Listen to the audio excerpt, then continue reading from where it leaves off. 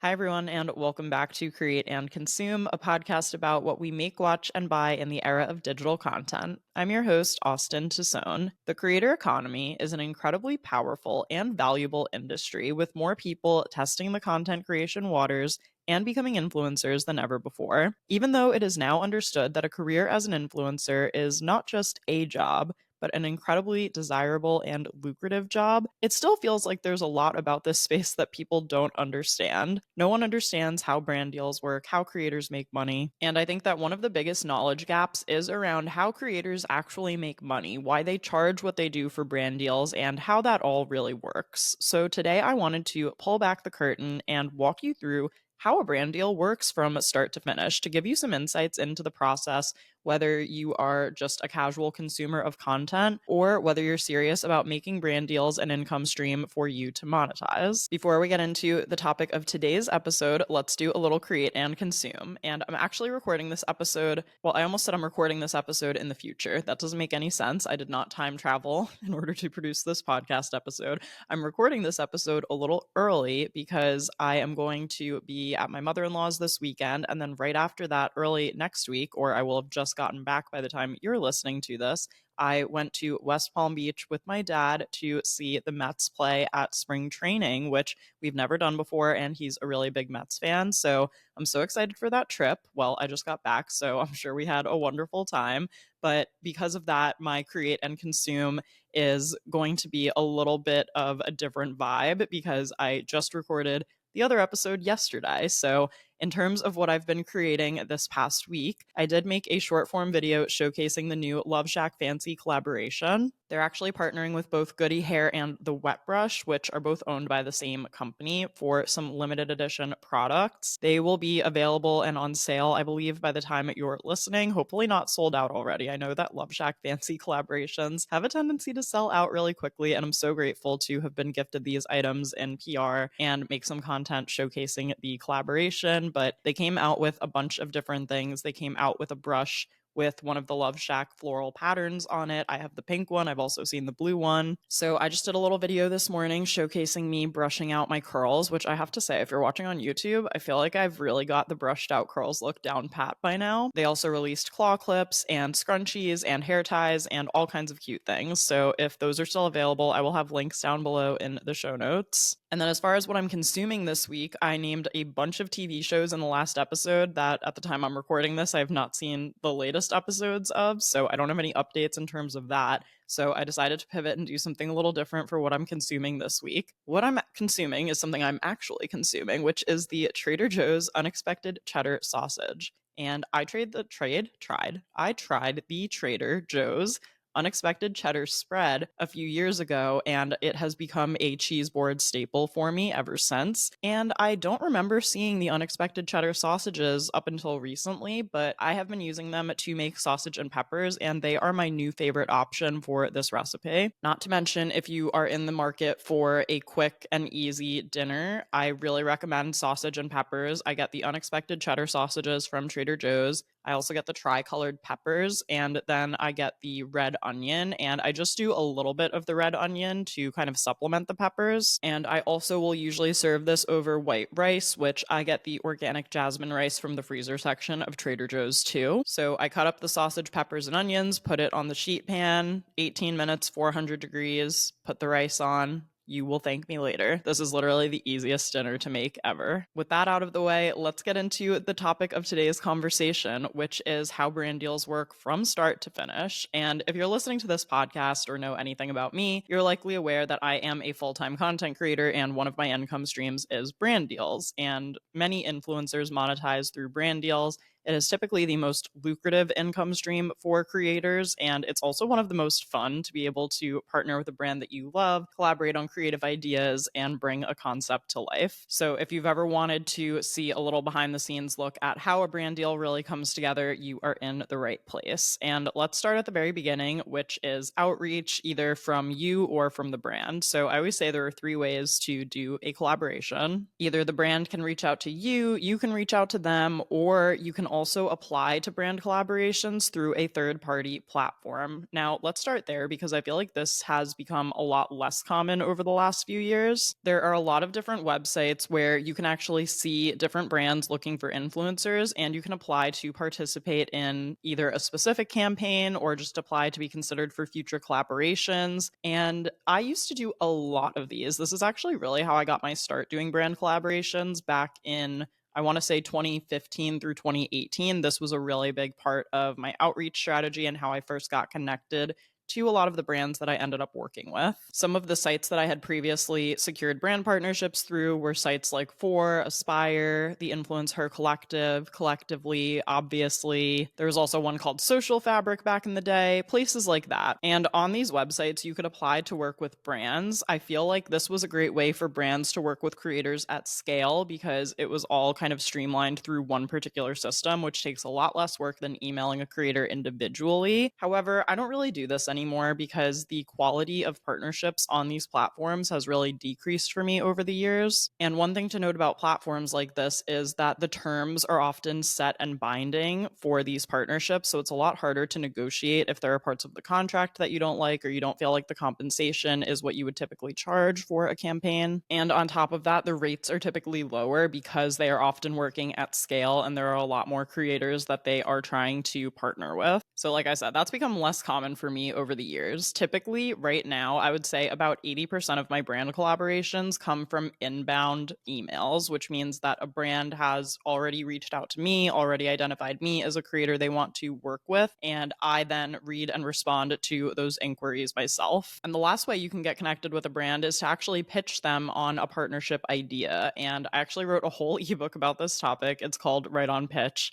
If you know me at all, I'm sure you've heard me talk about it before. I will leave a link to it in the show notes with more information about what is inside the ebook, which is essentially a pitching strategy that has helped me work with some incredible brands and also pitch ideas. I'm sure I could do even a whole separate episode about pitching, so let me know if that would be interesting for you or if there are any parts of this process that you want me to talk more about. I'm sure that the questions will arise as you continue to listen. I love pitching, especially when I'm pitching a brand that I already know that I can create great content for or that I already have created great content for in the past, so I can send them examples and show them, really clearly illustrate, hey, here's what it would be like if we were to work together. And to go back to the inbound requests for a minute, sometimes inbound requests will come directly from the brand if they do marketing and influencer marketing in-house, and other times it'll come through an agency. So that is more typical, I've noticed lately, where brands actually outsource influencer marketing to an agency that specializes in it. So one thing to note about that is just that there is kind of a middleman and there's an additional layer of back and forth. So if you submit content, you might not just get edits from the brand, you might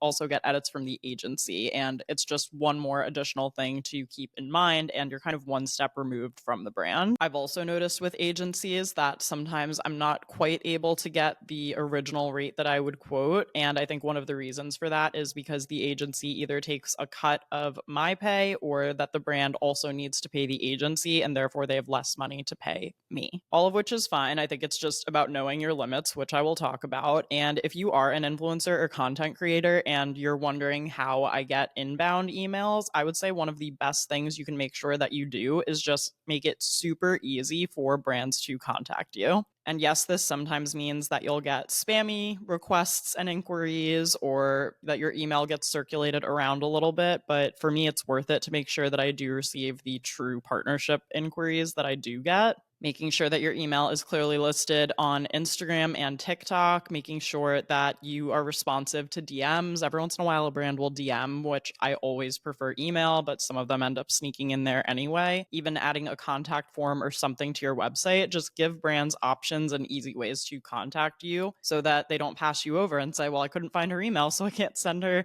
this invitation to collaborate. Now let's talk about negotiating terms. Honestly, this could be its own episode as well because there's so much that goes into the negotiation. But to me, I always look at it as how can we make this a mutually beneficial partnership? And it doesn't have to be fully balanced. Maybe it is 60% in favor of the brand and 40% in favor of me and my content. But I really want to try to get it to be as much in alignment as possible so that I am able to get paid and create something that I'm proud of and to make sure that the brand gets what they need without either side feeling taken advantage of or like they're getting the short end of the stick. And that's kind of a hard balance to strike, honestly, especially over the last few years where brands have become a lot more fixated and focused on metrics. They have really high expectations when you do create content in terms of how they expect it to perform, what kind of results they're looking to get. And I think that's why in the negotiation phase, it's really clear to manage expectations and understand what the brand is hoping to get out of the partnership. So that's always a great question to ask and say, what is the goal here? And how can we both make sure that we achieve the goal? Because as much as it's on the creator to create great content, it's also on the brand to ensure that they are helping the creator, whether that's through a specific content brief, whether that's through providing trackable links, whether that's through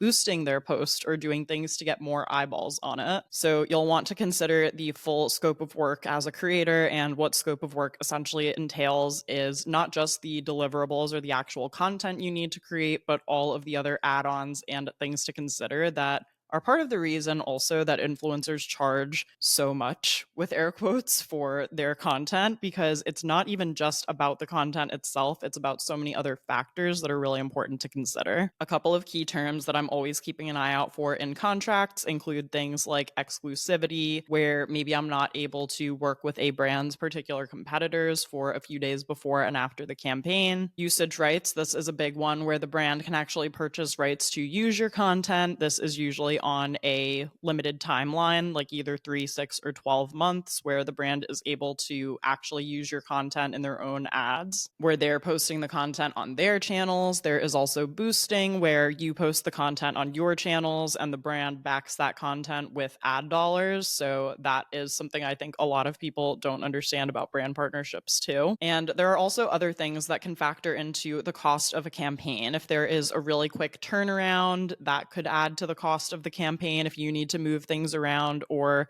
meet something within a really tight turnaround. And there are a lot of other things that can influence the cost of a campaign as well. If you are in a super niche content category and there are not as many creators for you to choose from as a brand, that's kind of a supply and demand issue. So you might be willing to pay more because there are fewer, I'm making this up, but like there are fewer, let's just say 60-year-old makeup artists than there are 20-year-old makeup artists, and you want to promote a wrinkle-free foundation. Obviously, just making this up as an example, but if there are fewer 60-year-old makeup artists who showcase products like that, then they probably warrant a higher rate because they are more rare to find. If there is a quick turnaround for a project, that might trigger a rush fee. If the brand needs the content back by the end of the week, they emailed you Monday and they need it Friday, that's obviously a really quick turnaround that you can absolutely charge a rush fee for. Maybe the brand is promoting a product or service related to a sensitive topic that not all creators are willing to talk about. That could also be kind of an added fee. But what I think is really important to think about when you go into a negotiation with a brand is just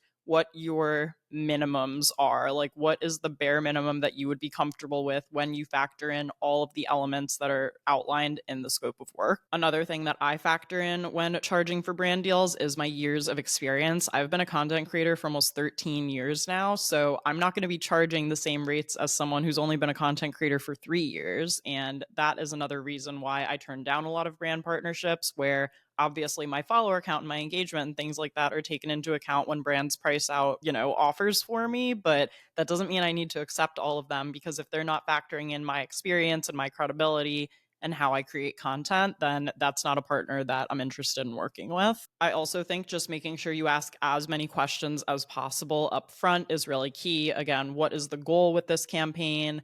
What other add-ons are going to be part of this? Is there exclusivity? Is there usage? Is there boosting? Is there a tight turnaround? You want to know all of that information up front so that if they end up offering you a rate first, you can counter based on what you know about what you would charge for everything outlined, and hopefully you can agree on a set rate. After that, you're going to put everything together in a contract, and I cannot stress enough how important it is to really make sure that you read and review a contract when a brand sends you one. A lot of creators blindly trust that whatever was discussed in an email is exactly what's going to be in a contract, and I have found more often than not that that's not the case, whether the brand is trying to sneak something in or whether something truly got overlooked from something I had asked to be removed or discussed in an email. It's just just so important to double check. What you'll want to do is make sure that you review the contract, and it's called redlining in lawyer terms. If you are to actually take a pen and kind of go through each section and make sure that if there are any edits,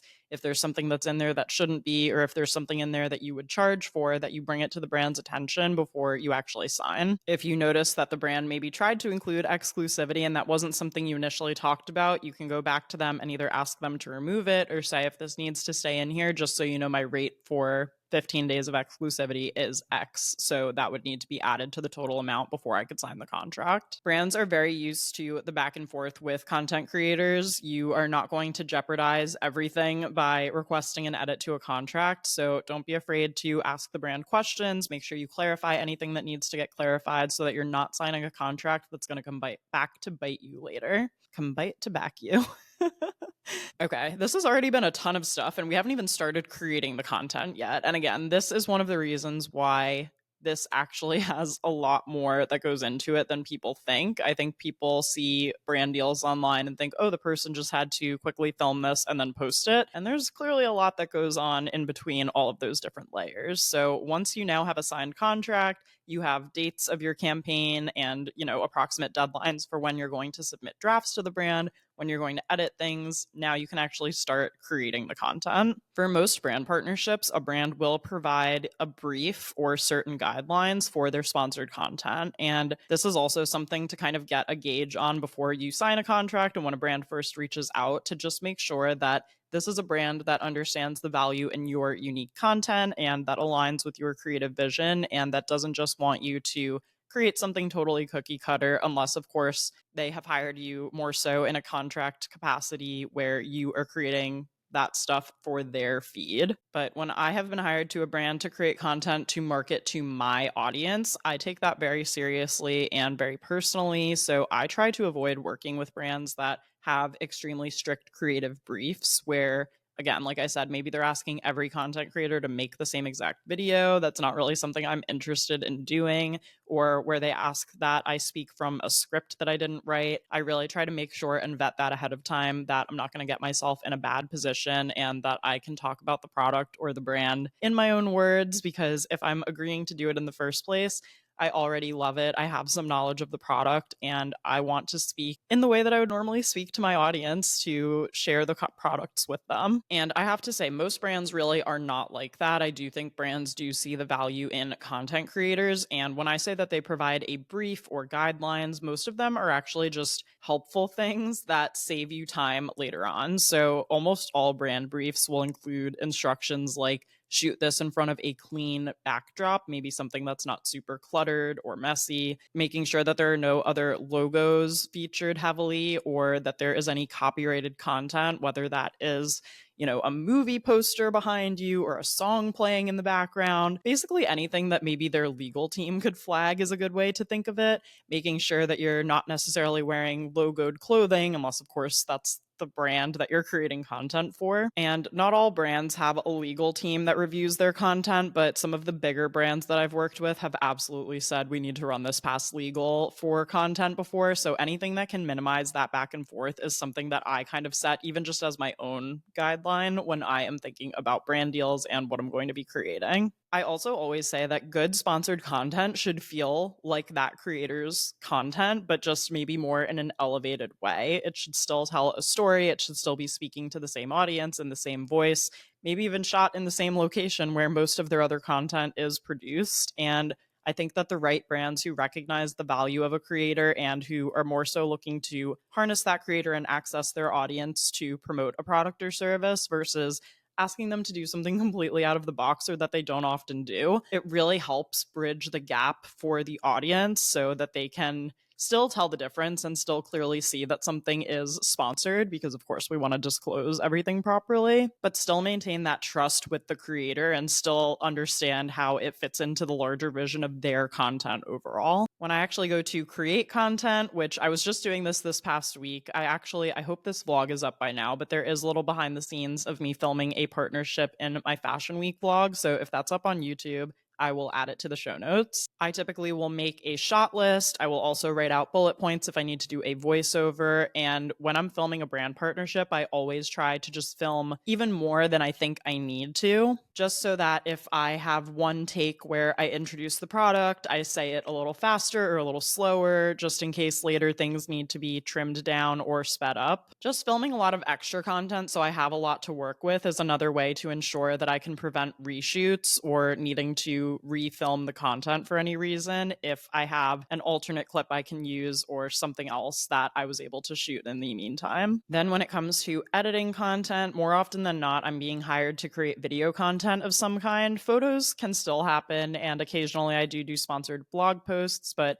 typically when it comes to editing content, I am editing for short form video. So I will either use InShot, CapCut, or iMovie. Honestly, could be any of the three, just depends on my mood. If it's a really long video, like if I shot 17 minutes worth of content, which happened to me the other day, I will actually just airdrop that to my laptop so I can edit on desktop. I find that a lot easier to do. If it's short, if it's like 5 minutes or less, or maybe even 10 minutes or less, then I could probably get away with editing on InShot or CapCut. But I will usually cut out any pauses, any ums and uhs. I'll think about where I can zoom in or add overlay where maybe I'm talking, but it cuts away to another shot of me holding the product. I'll make very minimal enhancements if needed, just if there's any way to brighten with the lighting or to adjust the hue slightly, little things like that. I do think make a big difference and help me create a cohesive feed. And then I'll go in and add any text overlay, disclosures like hashtag ad sometimes needs to be on the screen.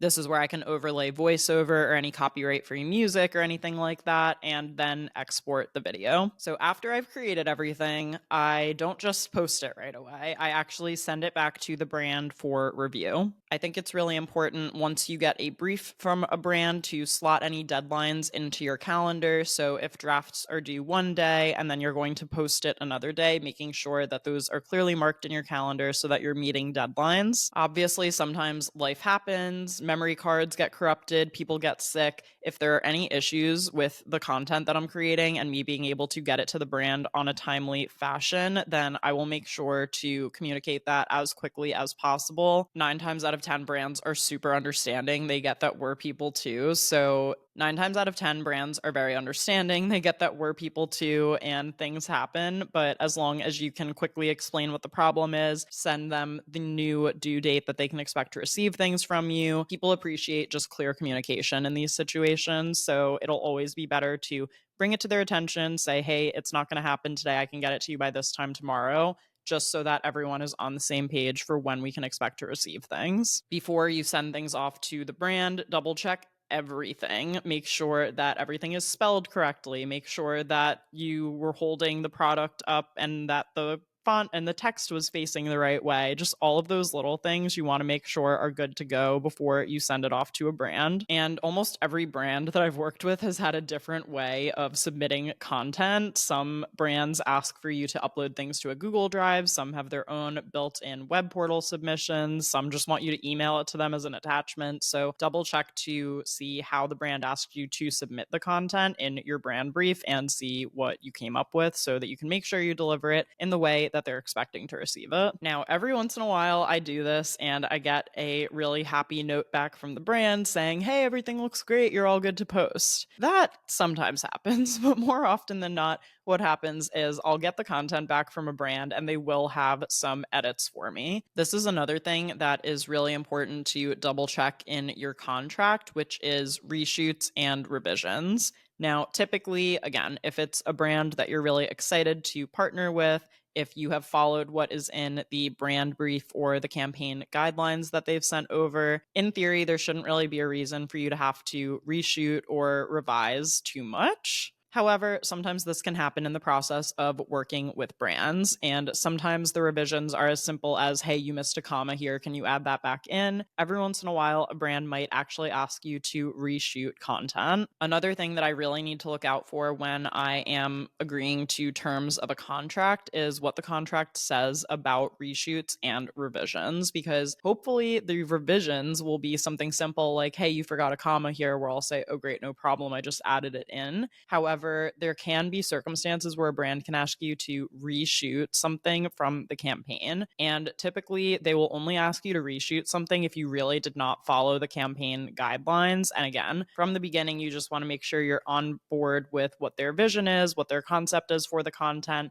and whether or not it resonates with your audience. Oftentimes, a brand will actually even ask you to write out your concept in detail so that they can approve it to minimize the need for any reshoots or revisions. I just did this for the last brand campaign that I worked on, where I actually uploaded photos of exactly where I was planning to film within my apartment. I even created a mood board for each one of the deliverables because I was creating 2 different videos for the brand. Doing all of that work ahead of time to put together a creative concept is a great way to ensure that you don't run into reshoots or revisions. Double check the language in your contract, though. It might say that a brand can request a reshoot just for no reason at all. Even if you do follow the guidelines, they might have a clause that gives them the right to change their mind, which can kind of suck. And if you see language like that, you can also charge more when you factor in all of the potential reshoots and revisions. Or more likely, there could be a line in the contract which could be something along the lines of, if creator does not follow the brand brief, that they could request a reshoot. So again, hopefully there are no extreme hurdles here in this case, but it's just one thing to keep in mind when you are planning to review your contracts and when you're actually shooting the campaign. This is another situation where when I say shoot more than what you need, if you end up having a really creative idea in the middle of your campaign, you could always shoot part of that and then shoot an alternative video based on what you initially agreed on. And you could see what the brand thinks and run it by them. But just know that you run the risk of saying, hey, that's really cool, but that's not really what we talked about or what we approved initially. We prefer version A. Like, we thank you for thinking of that, but it's just not going to happen. But that's why I always say film just in case, because you never know. They could end up absolutely loving another idea that you had. Okay, so now finally at this point,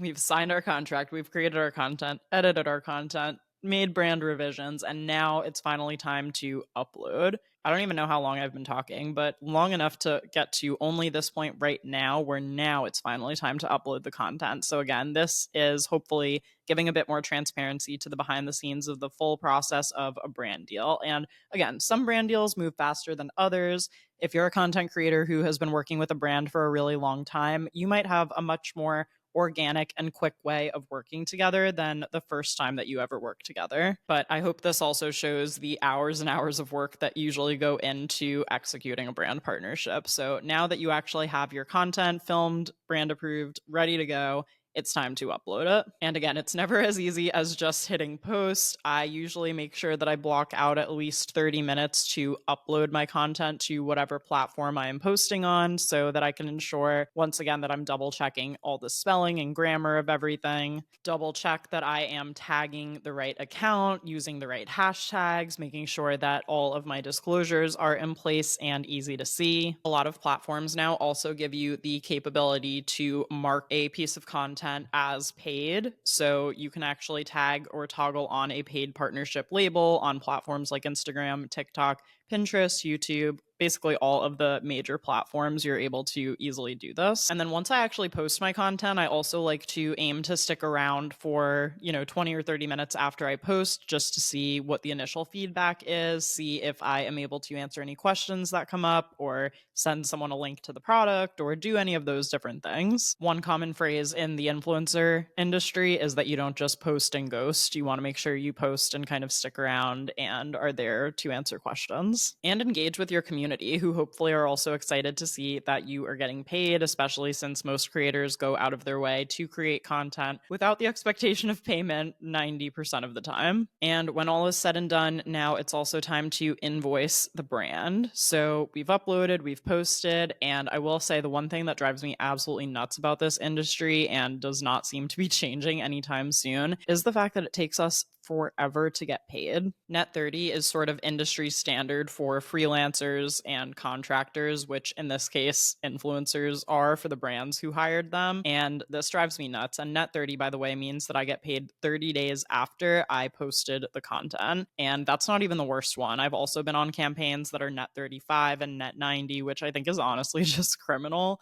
What other job can you name where someone gets paid 3 months after they did the job for you? Like, if the plumber leaves and he's like, hey, that'll be $300, you're not like, yeah, I'll send you a check in 3 months. You pay the guy right then and there. I really don't understand why content creation should be any different. It drives me nuts, and I hope we can find a way to get better payment terms in the future across the board. And again, for each brand partnership that I work with, I create a unique invoice for them. So I include my name, my address, my bank information, a description of the services I provided. I also list the name of my contact at the brand or their accounting department if that's where I was told to send the invoice to. And I make sure that that's all filled out. I give it its own unique number, and then I export it. I make mine in Canva. I actually have my own invoice template, which I can also link in the show notes. And I export it as a PDF and make sure that I'm able to get that over to the brand. And one other super fun thing to consider is that if the brand deal was more than $600, and this is for any US based content creators to keep in mind, you will need to send a W-9, which is a tax form, to make sure that you are recording your income as taxable income. This is another big thing that creators need to think about when pricing their work, because it's not necessarily just the amount that you're getting paid. You also need to factor in any expenses related to producing the project. You need to take out like 20 or 25% at least for taxes.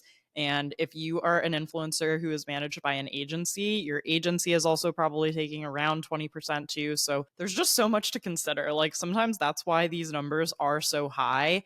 But you also don't realize that influencers are maybe paying video editors, social media assistants, podcast producers. Again, they're agents who typically take 20% of whatever projects they help them get. That number, whatever initial number you had, can actually shrink really fast when it comes to profit and what you end up taking home. So that is another reason why often these projects start with like a high price tag. And one final thing that you typically do after you invoice the brand is also share insights. The brand wants to know how the campaign did after all of that. So it's important to remember to take screenshots, especially if you posted any Instagram stories or content that disappears after a certain amount of time. And you'll want to make sure you make note of things like how many people viewed your content, how many people engaged with it, if people clicked on links and things like that. And I actually also like to put this into a kind of campaign wrap-up report for the brand. This is another Canva template that I have that I will also link in the show notes if you're interested to see what it looks like. And again, this is a place where you can share not just the quantitative metrics from the campaign, like your total engagement and views and so on and so forth, but you can also add qualitative insights, which I think so few creators take the time to do, but I think can be really helpful and important, especially if the campaign maybe didn't perform the way you thought it was going to. This gives you an opportunity to share screenshots and right next to it, add a little note that says something like, we actually posted this right before this crazy world event happened, or this actually went up the same night as the Grammys, so maybe not everyone saw it. I'm just, those are not excuses. And obviously, hopefully, you're planning ahead with your content to make sure you're not scheduling sponsored content during something like the Grammys or the Super Bowl. But if for some reason you do, and that could be a reason why it didn't do as well, that's something that you can mention and point out. And every brand that I've ever sent a campaign wrap up report template to has told me that no one else has ever really done that before. So I think it's a really easy way to stand out with brand partners and to wrap up and summarize all of the information in a nice, seamless way. And I think it can also be a great reason why a brand should want to hire you and work with you again. Again, if you're someone who meets deadlines, communicates clearly, has a good balance between your own creative vision and what will help the brand actually push more of their products or services and make money, which is, of course, their ultimate goal. Those are all good things and green flags that brands should recognize in content creators, and they should hire more creators who act in that way. I really hope you guys have enjoyed this behind the scenes look at how brand deals work. I would love to do more episodes like this in the future. I can talk about pitching or negotiating